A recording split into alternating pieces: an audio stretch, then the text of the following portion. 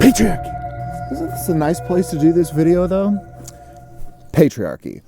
I know that even just bringing up the word, some people are already going to be furiously wanting to type in the comments about what a dumb lib I am and about what an outdated concept it is and how women are on the rise with all these things nowadays. It's almost reversing. There's even reverse sexism. So, I don't want to hear it. All right. Well, we're here to have, hopefully, a sane conversation about patriarchy. So please, keyboard warriors, hold your horses. I want you to hear my full argument. And we're going to start with some anti-clickbait, or at least anti-waiting you make till the end, or at least some anti-making you wait till the end to get the full answer. Well, I'm going to give you, I can't give you the full answer till the end, but I'm going to give you the short answer. The short answer is people are struggling right now. And so men, being people, are struggling right now. There's a lot of reasons for that have to do with, the rising tide of authoritarian regimes, the increase of inequality, which slows down money for the vast majority of people on the planet. And of course, the fact that there's still a lot of BS that floats around that, frankly, pulls people's minds off of important issues in order to focus on non-issues. So we all have to deal with that as well. So the short answer is men are afraid to talk about the patriarchy because men are struggling, and the idea that there's supposed to be a system where they're supposed to be benefiting just does not register with them, right? There's a cognitive dissonance. The very concept that men are at the top does not jive with the male experience of not being on top, all right? So there is a cognitive dissonance. And I have talked about the cognitive dissonances that pushes young men to the right before. That video has a healthy amount of debate in the like to dislike ratio. We're going to come at it again here, though, because it is important and it does relate to the misunderstandings, the mischaracterizations around it. Now listen, some indisputable facts is that men as a class run the world. They are the vast majority of leaders in government, and even when women are in government, they are typically modeling themselves after, speaking in the manner of, and even dressing in a manner that's reminiscent of the dress, appearance, everything of men, right? So we still have a world that is absolutely, literally run by men as a class. Moreover, there's a lot of violence against women, almost all of it perpetrated by men as a class, right? So these are indisputable facts. And I know that people are rushing to say that you're not like the others. I get that you're not like the other girlies, my friend, but that is not the most important argument to put forth. In fact, it's more of a red flag than anything else, but we're going to get to that in a moment. Look, the main premise of this video is that patriarchy is a system that negatively affects pretty much everybody. All right, we're going to talk about why. And my main thesis is that even though there's a systemic issue, most men could fix their own problems individually. And hopefully at the end of this video, you're going to see how you can fix your problems as a man individually. Because truthfully, there aren't a lot of barriers for us still, and a lot of the problems that men have, maybe even most of them, maybe even all of them, come from men themselves. And we're going to get into it, but I first have to just say, please stick with the video and in good faith, because by the end, I promise you that the full answer to the title question, why are men afraid to talk about the patriarchy, is going to be answered in a very satisfying way. So with that out of the way, let's begin. All right, so it's a pretty bold claim, I hear you say, for me to say that men create their own problems, especially when 99% of the time when you ask men about their problems, they blame women. Men will talk about, men have it harder because they get homeless more often and there's less services for men than there are for women. Or they'll say, family courts are prejudiced against men and in favor of women. They'll talk about how the modern woman isn't doing this or that's making them dateable for them, i.e. modern women won't date me. I mean, this is a fundamental concern of men. It was for me when I was younger, before I was with my wife. I absolutely understand and sympathize. But let's just take a step back, because when you peel back the layers of these things and we actually approach the issue honestly and how we actually experience things in life, we start to see a few things. Let's start with kind of an easy one. We all know that women live on average slightly longer than men. And this is not necessarily the biggest gripe of men, but it certainly is in there when you just talk about, oh, men have worse health outcomes than women. But this is also the most obvious example of men creating their own problems, because patriarchal expectations of manhood include being able to smoke a lot, being able to drink a lot, not having to watch your diet too closely, being overly physically exertive and not going to the doctor to seek help for problems that you're having. I mean, all of these things cause men to die younger, but these are all choices. You can literally choose to look after your diet, to make sure that you're actually being kind to your joints and ligaments and all that stuff as you're working. You can literally just go to your doctor regularly and your dentist regularly, and you will almost certainly live at least as long as women are living, you know? Because on the whole, I think women are more stressed intrinsically. And we don't have to get into that. This is all supposition anyway, but this is just the first point, all right? You know, a very similar example to this is rates of higher education. Oh, women are getting more educated than men. Well, can't you just choose to get educated? I mean, I understand that there are barriers to being able to go to school that have to do with the cost of living being ridiculous, the cost of education having risen way faster than inflation as an intentional scheme to be able to keep underprivileged people from being on college campuses ever since the Vietnam protests. This started with Nixon. I swear to God, this is a real thing. So, I mean, come on. You can do the same stuff for the financial planning, to have a job, to prepare in advance, to to get the loans and everything. It is possible. It's just as possible as it is for women, but for maybe the lack of organizational skills. But again, you can improve that. I'm not saying women have to be better at that. Probably a level playing field, if anything, but they're demonstrating they're a little bit better at that, I'll say. All right, let's talk about a juicy one. Maybe even one that's the elephant in the room. The one about relationships. Now, this one is going to require that you seriously do not just succumb to anger immediately as I'm talking about these points, because that's not going to be productive. I want you to hear what I'm saying and be okay with the fact that we are all imperfect people, and that everything that I'm saying is something that I've personally been around, experienced, felt, etc., right? So we have to be able to breathe and be chill as we are processing potentially new and difficult information, all right? But let's just rip the Band-Aid right off. One thing that you hear all the time is how difficult it is to date since the Me Too movement. And I just want to say that that is a blatant self-report, and you should absolutely stop saying that. Now, it is true that I've been in a relationship since before the Me Too movement, just barely. So I can't 100% speak to this, but there is absolutely nothing I see in the way that I relate to people as I am out and about that says to me that I couldn't just approach somebody and talk to them and develop relationships with women. There's nothing stopping me from that. Now, if the way that you previously went about it was intrinsically predatory, intrinsically grapey, sorry for that, but and intrinsically boundary pushing, well, then the Me Too movement shouldn't have any effect on you. But the truth is, and we know this from looking at these, these uncovering stories of celebrities and, the whole Bill Cosby thing and everything, we know that it is way more commonplace to intentionally get women drunk, intentionally give women drugs, intentionally put women in circumstances where, they're a little bit more reliant on you for whatever, especially a ride. There's a very strong coercive nature, sometimes effort by a group of people in order to coerce women into sex. And that absolutely shouldn't be the way that we go about dating. So it's good to change that.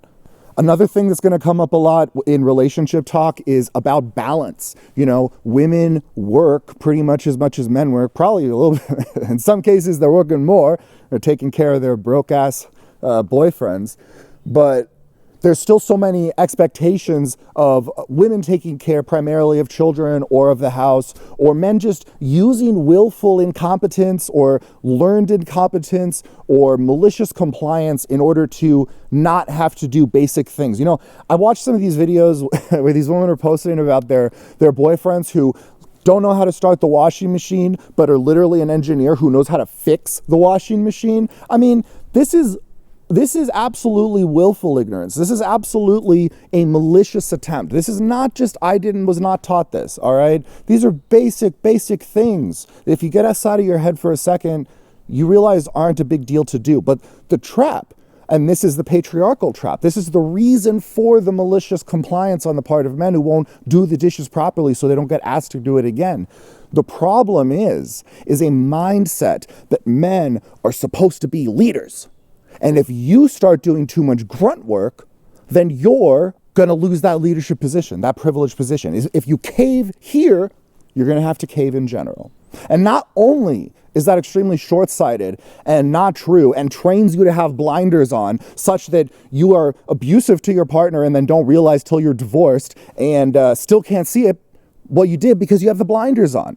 But apart from that, even outside of relationships, I do believe that it is specifically the men should be leaders mindset that does make it hard for young men to enter the workforce. They don't want to work. They've been told over and over again how working makes you poor and that you need to own things and be a leader in order to be rich.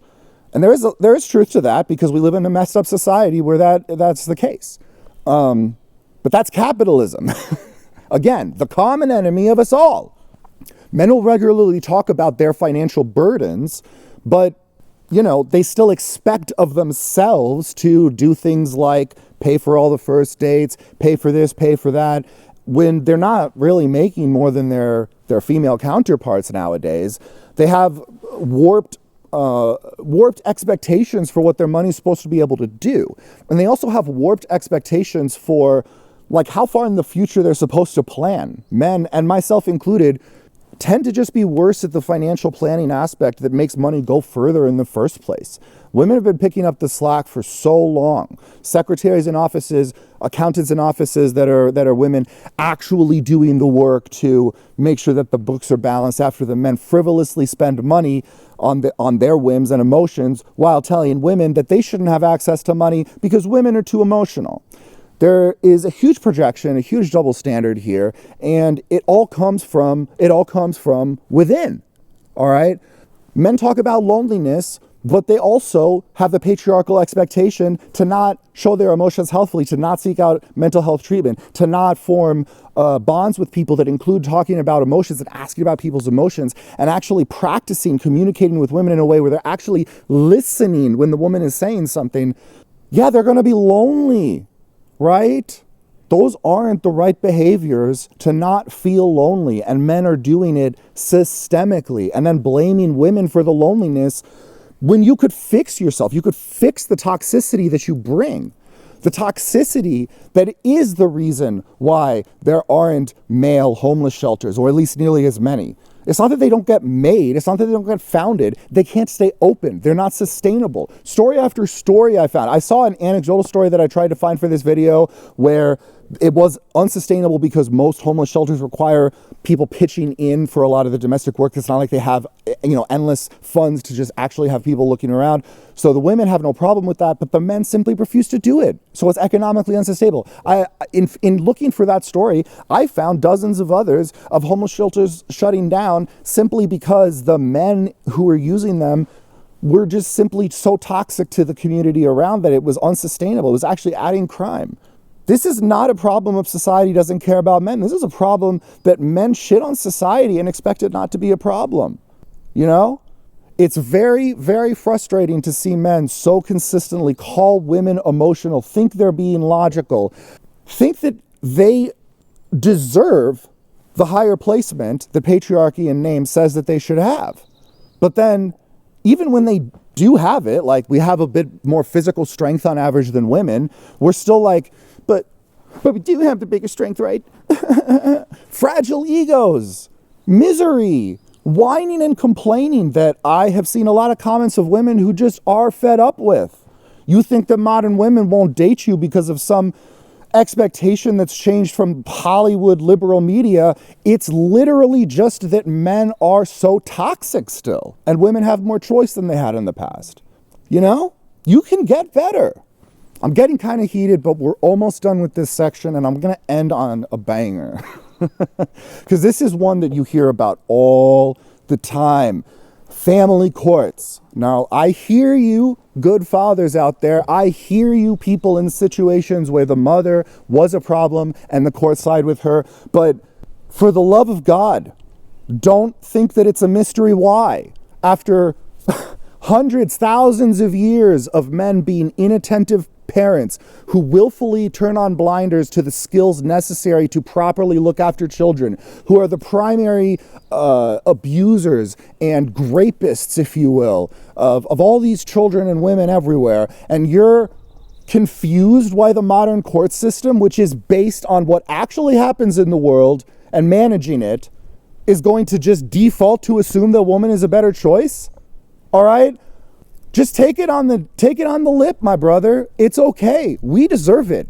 Men as a class are the aggressors. Men as a class are terrible with children. Men as a class ruin their own lives by complaining about things that they could fix themselves. Be individually responsible for your own happiness. My God, what am I turning into?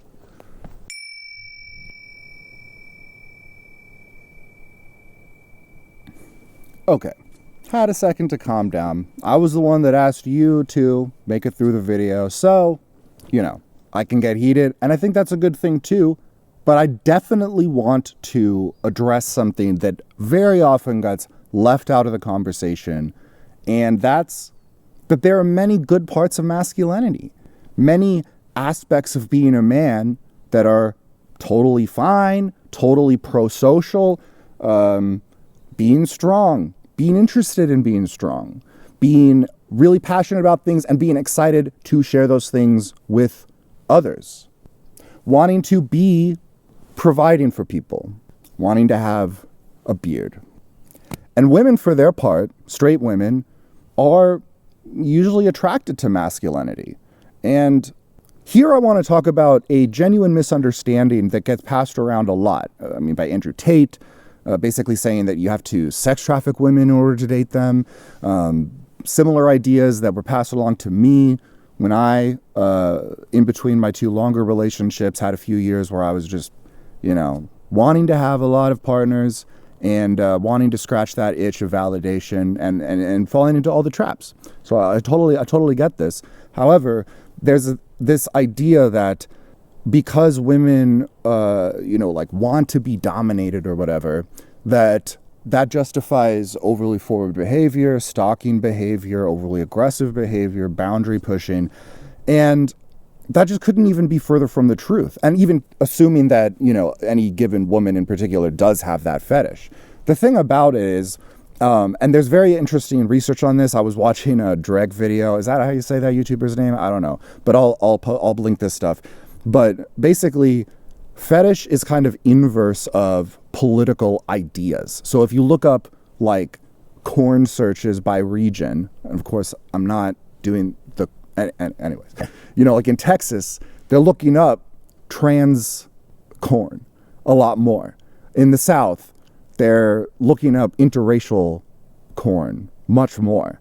And this implies that where there is the fetish for hierarchical domination, for any type of physical aggression, it's actually being born likely out of a place of believing that the world should be peaceful, right? It's not that the world itself should be that way. That's scary. And I think it's important to remember that schmexy times are play times. It has to be a game. If it's not a game, if it's not play, then it is just grape. I can't, but we're trying. So yeah, being a man is great. It's fine. When there's willful ignorance, malicious compliance, learned helplessness, deaf ears, whatever you want to call it, when there's self-sabotage from unrealistic expectations, when you think that because you're a leader, you shouldn't put in your due work, when there is literally a crazy amount of violence towards women and girls that continues to this present day. I'll look up the statistic to make sure it's accurate, but I was watching something that said that in the poorest, I think it is third of countries, half of all girls are born without an identity, without being registered with the government, to make them more easily exploitable, often for shemex trafficking. So let that sink in. That's a problem. That's a problem that is fixable if the people in power care to use their power to fix it. And when there's obsession with continuing some status quo where men are at the top of a pyramid, and that you think that you yourself should be at that top, when all you contribute is your complaints, your whiny behavior, your narcissistic internal self-indulgence for problems that you caused, or at least the men around you have caused for you. When all of these things, that is toxic behavior. And that, by definition, is what is meant by, another trigger word, toxic masculinity. Whoa, must be the boogeyman, right? I'm dropping all the hot terms that just set people on fire. Now remember, getting angry is an emotional reaction. If you think that men are stoic, women are emotional, just think about all the times that men get, especially unduly angry. Holy crap.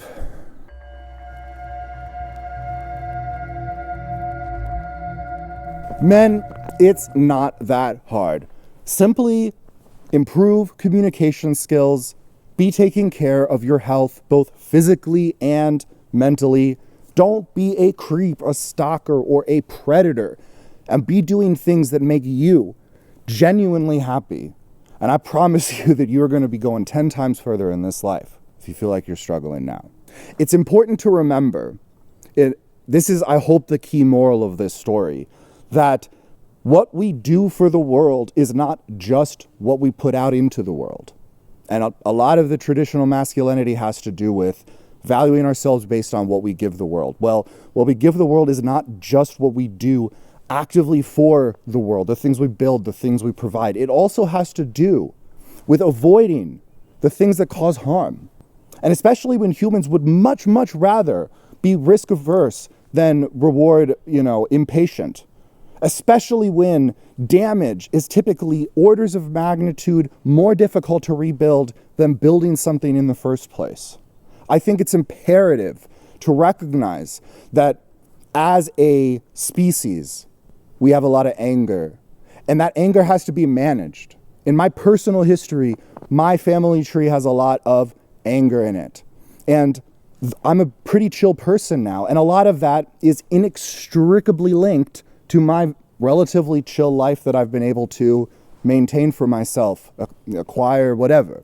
That's not an accident. We are products of our environment. And there's another version of me who kept going down the darker path when I was younger, and I was pushing these things to their limits, and I was trying to figure out what I could get away with to push myself harder, to be, more validated or successful or whatever. The darker version of that person that keeps going is basically a criminal. Sex criminal, sex pest, property damage criminal, whatever. It's just a bad road. A road where your self-interest means that you're taking advantage of people, you're never honest with people, and you start to feel like a villain. You start to get in your head about how different you are when really you're not.